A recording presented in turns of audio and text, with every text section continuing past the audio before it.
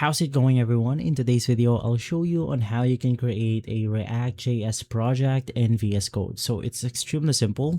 The first thing that you want to do is to open up your terminal. And from here, we just want to make sure that you already installed Node on your computer. So to do that, just type node space dash dash version.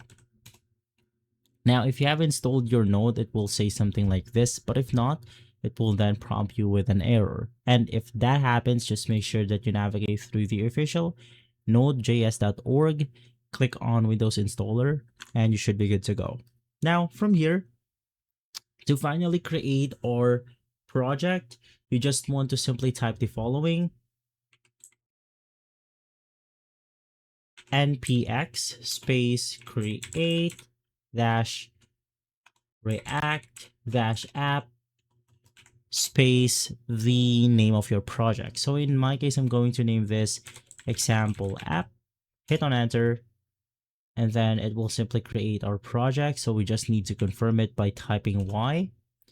It will then prompt me with the installation, and basically we have the project right here on this specific location. So just wait for around maybe 3 to 5 minutes in order for this to finish, and then let's proceed it to the next step.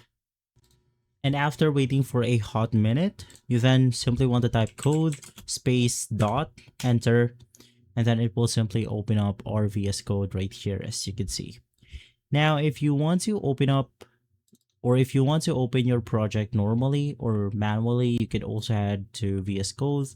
In here, click open folder, and then you want to find the location of that said project. So to find it, head back to the terminal, and in here, this is going to be the file location of our project.